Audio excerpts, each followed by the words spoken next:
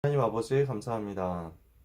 전도자의 삶을 사는 가운데 렘넌트를 통해서 하나님의 영광을 받으시고 현장에 사단의 권세가 무너지는 전도운동의 참 역사가 일어나도록 역사하여 주옵소서. 은혜를 베풀어 주옵소서.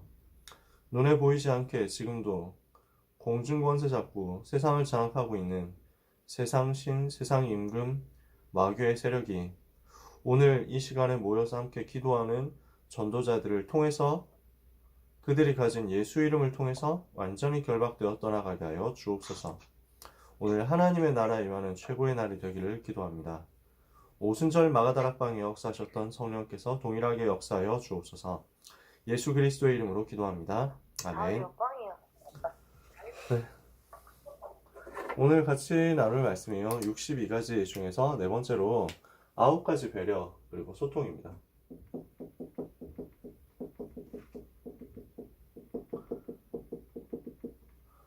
로마서 16장 19절에서 20절에 보니까 올해 우리가 원단에서부터 받은 말씀이잖아요.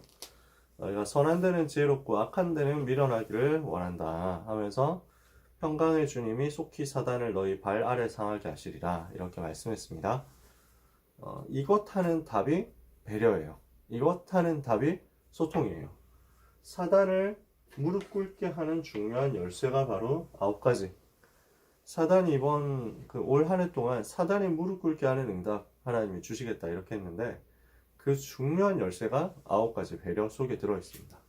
왜 그러냐? 먼저 서론에서 만남이 왜 중요한지 여러분이 잘 아시겠지만 간단하게 정리만 해볼게요. 만남이 왜 중요합니까? 많은 축복이 만남에서 오거든요. 진짜 많은 축복들이 만남에서 와요. 저는 이 축복을 정말 너무 많이 받았어요. 저희 아버지가 어디에 신방 같은 걸 갔는데 거기에서 복음을 정확하게 전한 거예요. 그때 다락방 하기 전인데 1993년 뭐 이때쯤이었대요.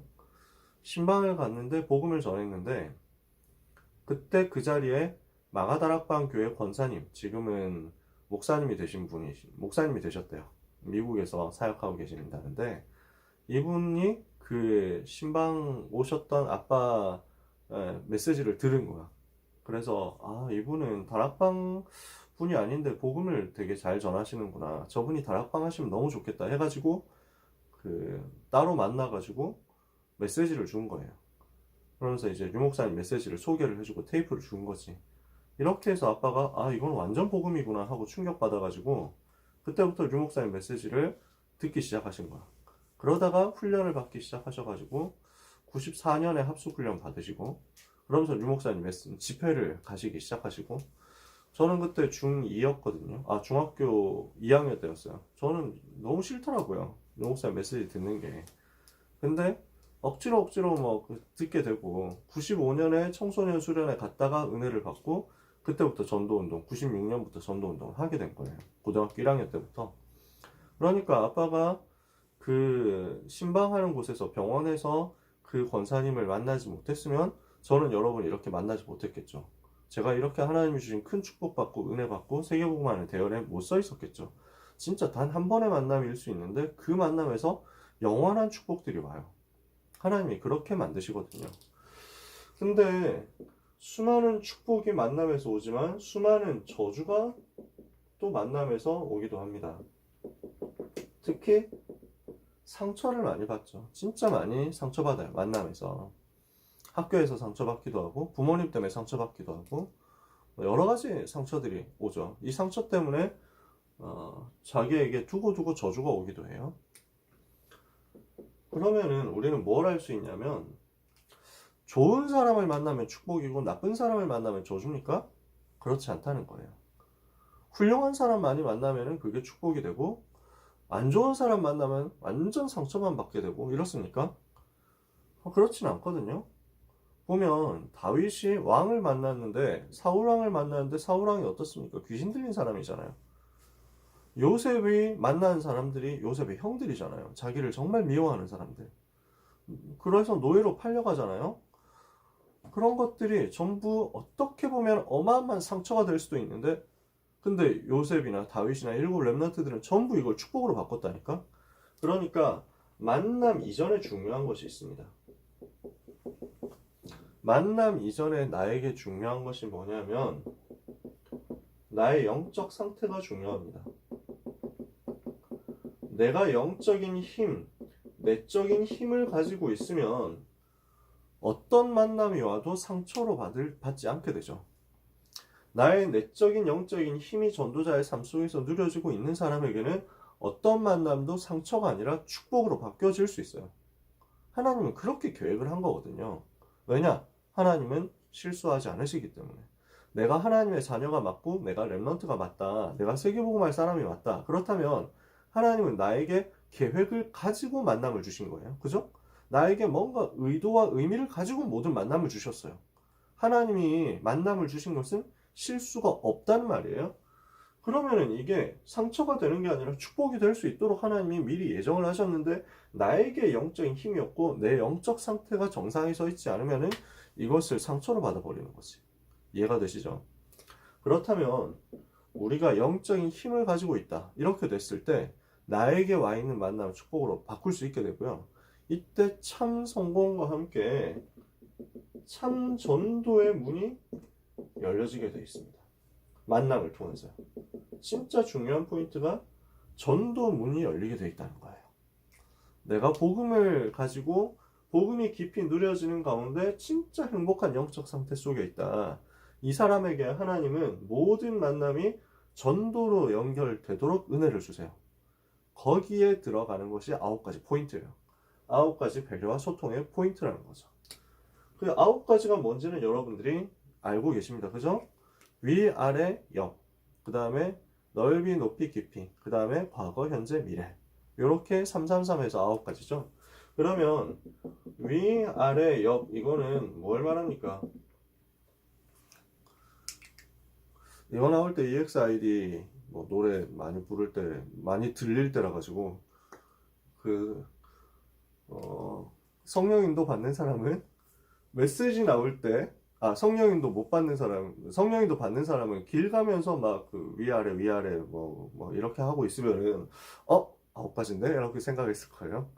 성령인도 못 받는 사람은 메시지 때 유목사님이 위 아래 옆 이렇게 했으면은 노래인데 하고 이제 이런 이상한 쪽으로 또 빠졌겠지. 자, 메시지가 이렇게 이미 나왔습니다. 그죠? 윗사람, 아랫사람, 옆사람. 이것은 우리가 살려내야 될 사람과 대상을 말해요. 우리가 살려내야 될 현장을 말하는 거예요. 그러면은 우리가 윗사람에 대해서는 어떻게 해야 됩니까? 윗사람을 존중하고 존경해야 돼. 어른들을 존중하고 존경해야 돼요. 또 위에 있는 사람들을 하나님이 그렇게 세우셨기 때문에 성경에는 여기에 대한 구절들이 되게 많이 나와 있어요. 바울이 로마서 같은 데서도 또 그렇고 다른 서신서에서도 그렇고 위에 있는 사람들에게 복종하고 순종해라 이렇게 얘기를 했거든요. 그러니까 이제 하나님이 세우신 것이기 때문에 그것을 알고 인정해라 그리고 순종해라 이렇게 얘기했고요. 골로새서 3장에는 특별히 이렇게 나와 있습니다. 골로새 3장 22절 23절에는 종들에게 얘기를 해요. 상전들에게 순종을 해야 되는데 상전들에게 순종하고 죽게 하듯이 해라. 그러니까 하나님을 섬기듯이 윗사람을 섬기라고까지 얘기했어요. 바울이. 그러니까 복음 가진 사람은 어제 뭐 공산주의 얘기를 했지만 뭐 계급 타도 계급 철폐 이걸 위해서 막 투쟁하고 뭐 이런 것들이 뭐 모두 잘못됐다 이렇게 뭐 얘기할 뭐 함부로 할 수는 없겠지만 성경은 윗사람에게 순종하고 위에 있는 사람을 죽게 하듯이 섬기라고 얘기를 했어요. 바울은 그리스도 안에서는 헬라인이나 뭐 스구디아인이나 유대인이나 야만인이나 그리스도 안에서 차별이 없다. 전부 다 한 가족이고 한 형제다 이렇게 얘기를 했거든요. 그러니까 그리스도 안에서 모든 사람이 하나님의 형상 가진 평등한 존재다라는 영적으로 이 사실을 얘기를 해요. 그렇다고 해서 노예 제도를 없애라, 모든 뭐 이렇게 그 잘못된 제도를 없애고 타파하기 위해서 혁명을 일으켜라 이렇게 얘기하진 않았어요. 하나님이 역사하시면 당연히 그런 것들은 없어지게 되어 있지만 그러나 노예들이 일어나서 전쟁 일으켜라 이렇게 얘기하지 않았다니까. 위에 있는 권세들에게 복종해라. 상전들에게 순종하고 죽게 하되 되라. 왜냐? 그 속에 하나님의 계획과 주권이 들어있으니까요. 그래서 사무엘 같은 사람은 어떻게 했습니까? 어릴 때 엘리 제사장 밑에 있었잖아요. 엘리 제사장과 그 아들들이 제사장으로 역할을 하고 있었는데 제대로 인도받는 사람이 아니었거든요. 근데 사무엘은 엘리를 잘 섬기고 순종했어요. 다윗 같은 사람은 어땠습니까? 앞서서 얘기했지만 사울이 지금 이상한 짓을 하고 있는데도 사울을 섬기고 사울을 도왔어요. 다니엘과 새 친구라든지 또 뭐 요셉 같은 경우도 마찬가지고 불신자 임금을 섬겼어요. 그런데 최선을 다해 섬겼어요. 여러분 잘 아시는 오바댜 있죠. 아합 왕을 섬겼잖아요. 충성을 다해서 섬기니까 아합 왕이 여호와를 섬기는 이제 오바댜를 국내 대신으로 임명했다니까. 그러니까 윗사람을 어떻게 해야 되느냐? 존중하고 또 윗사람이 거기 올라오기까지 과정이 있었을 거 아니야. 그것을 인정하고 존경해줘라. 다만 그 윗사람이 우리가 진짜 본받을 사람도 있고요. 우리가 본받지 않아야 될 사람도 있거든요. 분명히 있어요. 윗사람 중에 이상한 사람도 있다니까. 군대 가니까 그렇더라고. 윗사람이 진짜 이상한 사람은 진짜 사이코 같은 사람도 많더라. 근데 그 속에 하나님의 주권을 인정하는 거야. 그리고 그들을 위해서 기도하는 거지. 두 번째, 그래서 존중하고 존경하되 복음 안에 있는 사람 중에서 본받을 것이 있으면 진짜 본받고 본받을 것이 없다. 초월해야 돼. 넘어서 버려야 돼. 아랫사람을 어떻게 해야 됩니까? 여러분에게도 아랫사람이 생기겠지만요. 언젠간 생겨요. 그죠? 어떻게 해야 되냐? 용납하고 배려하고 기다려줘야 돼요. 아랫사람이 처음부터 잘하는 경우는 별로 없거든요. 또 군대 얘기인데 군대 가보니까 느껴지더라고. 나는 정말 그 공부 많이 하고 나름대로 공부하고 사회에 대해서 알고 뭐 그렇게 왔다고 생각했는데 특히 저는 나이가 들어서 갔어요. 26살에 갔으니까 나이 되게 많이 들어서 갔거든요. 다른 고참들이 나보다 5살씩 어렸으니까. 근데 군대 가면 다 제로야. 군대 가면 아는 게 없어. 군대에서 생활하니까 유치원생으로 돌아간 기분이었어. 아무것도 내가 아는 게 없고 내가 내 마음대로 할 수 있는 게 없고 내가 판단할 수 있는 게 없어. 우리 전도사님, 백전사님 웃으십니다. 군대 가면 유치원생 때 처음에는 그래서 한 1병쯤 되니까 이제 한 대학생쯤 된 기분, 20대. 상병 되니까 3, 40대 가장이 된 기분이고, 병장이 되니까 60대, 70대 된 것 같고, 말년병장들을 보니까 거의 돌아가시기 직전 분들 같더라고. 전혀 못 움직이시는 분들. 네. 어디 뭐 일어나가지고 삽들면, 아이고, 큰일 났습니다. 이러면서 막, 그래야 돼. 아랫사람을 어떻게 해야 되냐. 처음에 잘 몰라. 그래서 용납하고 배려하고 기다려줘야 돼. 겸손하게 그런데 섬겨줘야 돼. 아랫사람도 밑에 있는 사람도.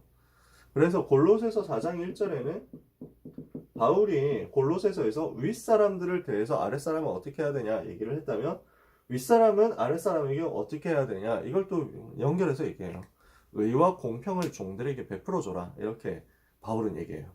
의와 공평을 종들에게 베풀어라. 그리고 예수님이 모델을 보여줬어요. 어떻게 했습니까? 요한복음 13장에서 제자들의 발을 씻겨주셨어요. 그죠? 제자들 발 씻어주는 것은 노예가 하는 일이었어요. 그 당시에 최고 밑에 있는 최고 못하는 노예가 최고 그 낮은 노예가 하는 일이었어요. 그걸 예수님이 직접 하신 거예요. 제자들의 발을 씻어준 거예요. 그러면서 뭐라고 하시냐면은 내가 너희의 주와 선생 아니냐? 그런데도 내가 너희에게 이렇게 했지 않냐? 너희도 가서 이렇게 다른 사람들을 섬겨라. 우리는 그래서 현장에 겸손하게 가서 섬기면 됩니다. 이렇게 했을 때 하나님은 제일 크게 응답의 문들을 여세요. 옆 사람을 어떻게 해야 되느냐? 내 주위 사람. 이 사람들은 어떻게 해야 됩니까? 여기에서 진짜 성공을 누려야 돼요.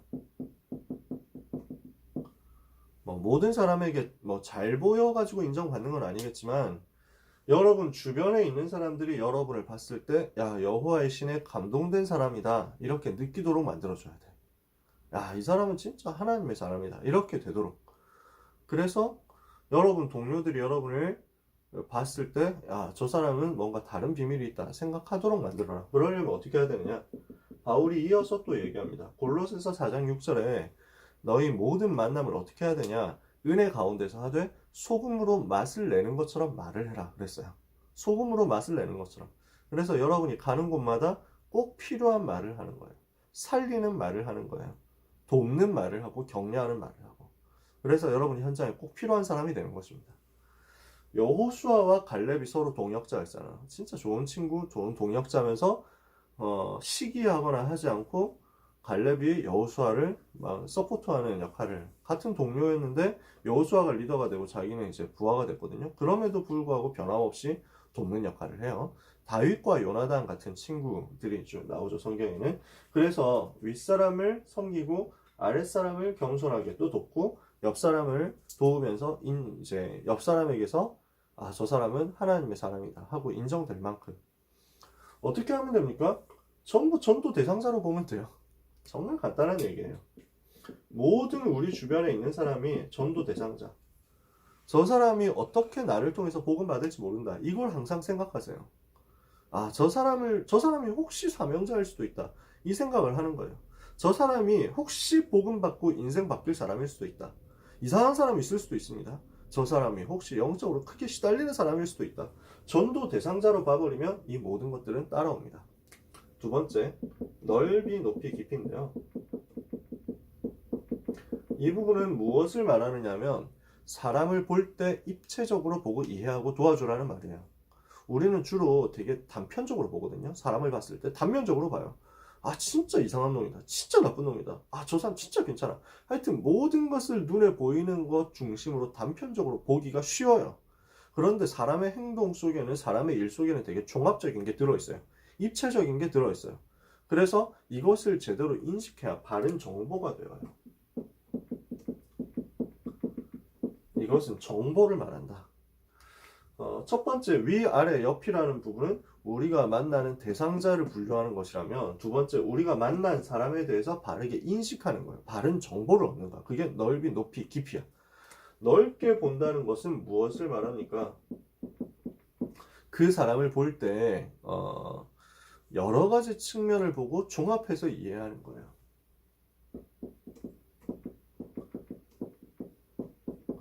한 사람을 봤을 때 우리는 되게 단편적으로 보는데 넓게 봐야 된다. 그래서 뭘 본다는 것이냐면, 뭔가 이제 저 사람이 잘못을 한 것 같은데 그렇게 했을지라도 이제 그 배경에는 굉장히 넓은 것들이 있다. 이걸 아는 거야. 이걸 보는 거야. 좀 쉽게 얘기를 하면요, 요한복음 21장 15절에서 18절에 베드로가 나오죠. 어떻게 합니까? 예수님이 십자가 지실 때 예수님을 3번 부인했잖아요. 심지어 미리 예수님 얘기했는데도 불구하고 나는 예수 모른다, 나는 예수 그런 사람 몰라, 뭐 이러면서 부인했거든, 베드로가. 근데 3번째 부인할 때는 심지어 저주까지 하면서 부인했어. 그러니까 얼마나 쪽팔려, 베드로가. 근데 이렇게 해서 예수님 앞에 얼굴을 들 수가 없거든. 그렇게 쪽팔리는 상황에 처한 베드로를 예수님이 찾아오세요. 찾아오셔가지고 다른 말 안 한다니까. 요한의 아들 시몬아, 네가 이 사람들보다 나를 더 사랑하느냐?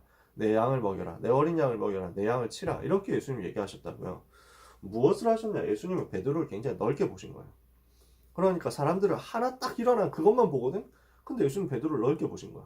사람들은 저 베드로 그 예수님 저주하고 부인했어 이러면서 막 진짜 너무 패급 아니냐? 뭐 이러면서 막 인성 보소 뭐 이러면서 ጭጭጭ 뭐 이렇게 할 수 있는데, 예수님은 베드로의 전체를 봤다니까.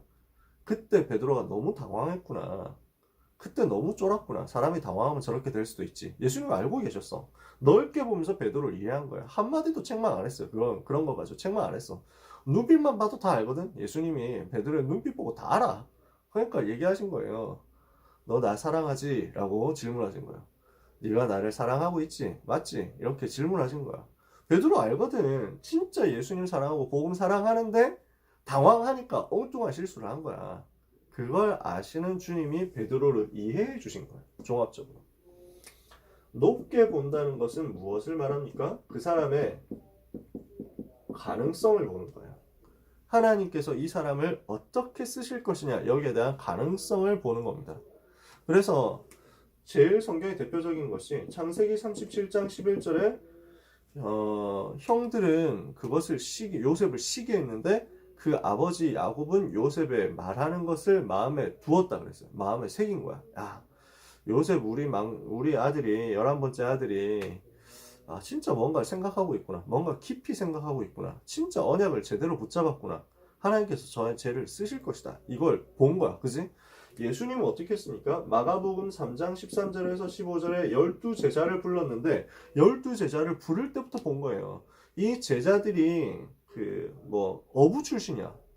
별로 배운 것도 없어. 별로 실력도 없어. 근데 예수님은 이 제자들 속에 있는 어마어마한 가능성을 본 거야. 세계복음을 할 인물들이다. 나중에 로마에서 복음 전할 인물이다. 베드로를 볼 때 그렇게 본 거야. 사람들은 그냥 업으로 봤는데 예수님이 봤을 때는 한 시대 살릴 사람이다. 이렇게 본 거죠. 사도행전 8장 26절에서 40절에 그냥 내시라고 볼 수도 있는데 빌립이 보니까 아프리카 문을 여는 어마어마한 시대적인 사람이다. 이렇게 봤죠. 사도행전 9장 15절에 바울을 본 아나니아. 정확하게는 주님께서 아나니아에게 바울에 대해서 보게 하셨죠. 바울의 가능성을 보게 하신 거예요. 가라, 이 사람은 내 이름을 이방인과 임금들과 이스라엘 자손들에게 전하기 위하여 택한 나의 그릇이라. 그냥 사람 핍박자였던 것 같았는데 그게 아니라 하나님께서 택한 그릇이다 이거죠. 하나만 더 보면 사도행전 14장 19절에서 21절에 디모데를 보는 바울입니다. 루스드라 더베 이쪽에서 복음 전하다가 돌에 맞아서 큰 위기를 당했는데 죽었다 살아날 정도였는데, 근데 여기에서 바울은 이 사건을 돌에 맞았음에도 불구하고 다시 루스드라로 들어가서 복음 전하거든요. 왜냐? 거기에 디모데가 있으니까. 이 한 명의 어린 청년이 또는 청소년이 복음을 위해서 얼마나 하나님께 쓰임받을 것인가, 이걸 생각하니까 돌에 맞아서 그렇게 위험을 당했는데 자기에게 돌을 던진 그 현장으로 다시 들어갔다니까. 위험을 감수하고. 왜냐? 하나님이 주신 가능성을 봤다는 거지. 세 번째, 깊게 본다는 것은 무엇을 말합니까? 그 배경에 있는 영적 문제와 상처를 아는 거예요. 그 사람 속에 있는 상처를 알고 그 사람 속에 있는 영적 배경을 알고 치유해 주는 겁니다. 이것을 해주는 것이 깊게 보는 거예요. 성경에 많이 있겠지만 요한복음 4장에 보면 예수님이 수가성 우물가의 여인을 만나시죠. 사마리아에 들어가서 수가성이라는 곳에 가서 우물가에 있는 여인을 만나는데 이 사람이 굉장히 사람들한테 손가락질 받는 사람이었거든. 결혼했다 이혼했다 하는 거 6번 하고 6남자 살았는데 다 헤어졌고, 그 다음에 7번째 사람도 하고 살고 있는데 이 사람도 남편이 아니고 이러니까 뭔가 복잡한 사정이 있었을 거야. 사람들은 전부 욕했어. 정조 없는 사람이라고. 그 시대는 그런 식으로 생각하잖아. 근데 예수님은 그 속에 있는 상처를 본 거야. 그리고 이 사람이 진짜 귀하게 쓰임받을 수 있다, 이걸 보고 치유해 준 거야. 복음으로 답을 내면 복음으로 답을 주면 치유되게 돼 있죠. 그래서 넓게 높게 깊게 종합적으로 보고 가능성을 보고 깊이 있는 영적인 문제와 상처를 이해하고 도와주는 거예요. 이렇게 하면은 그 사람을 진짜 살릴 수 있겠죠. 자, 그 다음에 과거, 현재, 미래입니다. 이거는 뭘 하는 거예요? 제자로 세우는 방법입니다. 대상자는 이렇게 우리가 만나는 거예요. 그 다음에 사람을 봤을 때 치유를 이렇게 하고 이해를 이렇게 하는 거예요. 그리고 제자를 만났을 때 어떻게 확립하느냐? 과거, 현재, 미래 보고 답을 주는 거예요. 과거에 대해서 어떻게 합니까? 과거를 보고 치유해 주는 것인데 그리스도로 답을 주는 거죠. 이게 하나님이 주신 나를 찾는 비밀이 나오는 거예요. 과거 어떻게 합니까? 예수가 그리스도라는 답을 가지고 과거의 모든 문제 끝났다는 사실을 확인해 주는 거예요. 모든 문제는 끝났고 나의 과거는 이제 마귀 자녀였던 나의 과거는 이제 끝나버렸다. 요한복음 5장 24절에 누구든지 내 말을 듣고 나무를 믿는 자는 영생을 얻었고 심판에 이르지 아니하나니 사망에서 생명으로 옮긴 거예요. 바뀌어버렸어요. 고린도후서 5장 17절에 누구든지 그리스도 안에 있으면 새로운 피조물이라 이전 것은 지나갔으니 보라 새 것이 되었도다. 과거에 대한 답을 그리스도로 정확하게 주는 거예요. 여기에서 하나님이 주신 나가 나옵니다. 그 다음에 현재죠. 어떻게 합니까? 하나님께서 오늘 주시는 답을 가지고 누릴 수 있도록 만들어주는 거예요. 말씀을 따라가면서 하나님의 나라를 누리도록 도와주는 거예요. 현재를 보고 답을 주는 거죠. 나의 오늘 성공할 수 있는 답이 어디에 있느냐? 하나님의 나라 누리는 것에 있다. 기도를 누리고 말씀을 누리고 전도자의 삶을 누리고, 그래서 하나님이 나와 함께 하시고 우리와 함께 하시고 모든 것을 통해서 함께 하시는 답을 주는 거예요. 이렇게 하면 여기에서 하나님이 주신 나의 것이 나오게 되어 있죠. 그러면 이걸 가지고 미래로 저절로 연결됩니다. 사도행전 1장 8절 이 사람의 미래가 어떻게 돼요? 세계복음화로 연결되는 거예요. 미래를 보고 방향을 발견하게 만들어주는 거죠. 과거를 그리스도로 답을 줘서 치유해주고 오늘 살아갈 수 있도록 하나님 나라 누리는 답을 알려주고 미래 방향을 알려주는 거예요. 오직 성령이 너에게 마시면 권능을 받고 땅까지 증인들이라. 너의 인생, 너의 미래 하나님이 이것으로 만들어 놓으셨다 알려주는 거예요. 성령 충만과 세계복음화라는 미래 속에서 하나님이 주신 나의 현장이 찾아지겠죠. 이렇게 해서 찾아내도록 만들어주는 것입니다. 이게 제자 훈련이에요. 그러니까 바울이 어떻게 합니까? 로마도 보아야 하리라 이렇게 하잖아요. 이게 미래거든요. 하나님이 요 미래를 허락하셨다는 거예요. 과거, 현재, 미래. 무엇을 본다? 나의 건 나의 현장.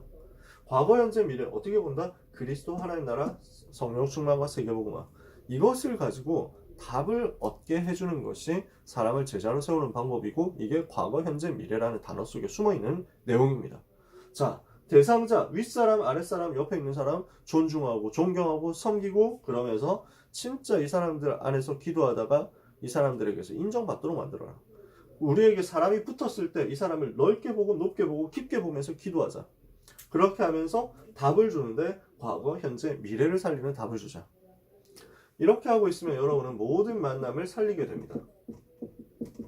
모든 만남 어떻게 살릴 것인가? 구체적인 방법을 하나님이 주셨는데요.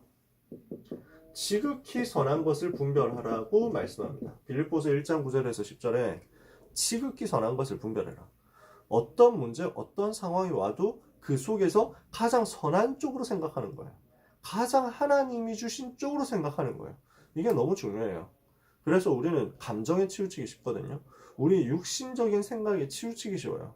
이렇게 하는 것이 아니라 이것을 뛰어넘어서 저 사람에 대한 하나님의 계획, 이 사건에 대한 하나님의 계획, 이걸 생각하는 거야. 약간 좀 그 경건주의적으로 표현하자면 예수님이라면 어떻게 하실까를 생각하는 거야. 그래서 요셉이 자기를 미워해가지고 노예로 팔아버린 형들을 두고 지극히 선한 것을 분별한 거야. 아니다. 형들이 나를 미워해서 보낸 것 같지만 그게 아니다. 하나님께서 나를 애굽으로 보내신 것이다. 이게 지극히 선한 것을 분별하는 방법이죠. 그러니까 형들을 완전 살려버리잖아요. 두 번째, 로마서 16장 오늘 읽은 내용인데 16장 19절에서 20절 선한 데 지혜롭고 악한 데는 밀어내야 돼요. 우리는 주로 반대로 합니다. 악한 데는 그렇게 지혜를 총동원하고 선한 것에는 진짜 밀어내. 이러면 이제 사단이 기뻐하지. 사단이 기뻐하는 일을 하지 마라. 이게 유 목사님이 올해 원단에 주신 메시지죠. 마귀를 기쁘게 하지 마라. 그럼 어떻게 해야 되냐? 선한 데는 지혜롭고 악한 데는 밀어내라. 이렇게 하면서 만남을 정복하는 거예요. 이러면은 권세를 이렇게 하면서 권세 사용해가지고 영적 싸움하는 거야. 이러면은 만남 속에서 흑암이 무너지고 사람 살리는 응답을 받을 수 있게 돼요. 사랑하는 렘넌트와 이 자리에 있는 모든 전도자 여러분이 어떤 상황에서도 사단에게 속지 마시기를 바랍니다. 어떤 상황에서도 마귀를 이롭게 하지 마라. 마귀를 기쁘게 하지 마라. 이렇게 하면 사단은 무릎 꿇는다. 이게 올해 원단에서 주신 메시지죠. 그죠? 마지막 세 번째입니다. 모든 만남을 전도로 연결시키세요. 모든 만남을 두고 전도를 생각해. 그래야 여러분에게 만남의 축복이 돼요. 분명히 말합니다. 여러분, 좋은 선생님 만날 수도 있고, 사람들이 말할 때 안 좋다 하는 선생님 만날 수도 있어. 속지 마라. 절대 속지 마. 하나님은 여러분에게 실수하지 않습니다. 모든 만남 속에는 하나님이 예비하신 축복이 숨어 있어요. 여러분이 영적인 힘 가지고 영적 상태 정상에 서밋으로 서 있으면 하나님 반드시 역사하십니다. 열쇠는 뭐냐? 그 모든 만남 속에 있는 전도를 찾아내는 거예요. 모든 만남을 전도로 연결시키도록 빛을 비추세요. 자꾸만 그리스도의 빛을 비춰. 모든 만남을 두고 전도 대상자로 삼고 기도를 시작해요. 그러면은 여기에 대한 모든 만남에 대한 기본 태도가 달라져. 애티튜드 달라져. 완전 달라질 거예요. 골로새서 4장 2절에서 4절에 나를 위하여 구할 것은 입을 열어 담대히 복음을 말하게 해 주옵소서 할 것이니 내가 이것을 위하여 쇠사슬에 매인바 되었노라. 전도 때문에 나는 감옥에 왔다. 이게 바울의 관점이었어요. 내가 감옥에 온 것은 감옥을 통해 가지고 전도 운동하게 하는 하나님의 만남에 대한 축복의 계획이다. 이렇게 되면 사단이 무너지게 돼 있죠. 이 응답을 받고 모든 만남을 살려내어서 전도를 누리는, 그리고 그 속에서 하나님이 주신 시대의 축복을 누리는 렘넌트 여러분이 다 되시기를 바랍니다. 또 모든 전도자 여러분 되시기를 바랍니다. 네, 수고하셨고요. 1교시는 여기까지 하겠습니다. 하나님께 감사드립니다. 여러분 감사합니다. 조금 쉬었다가 40분에 만날게요.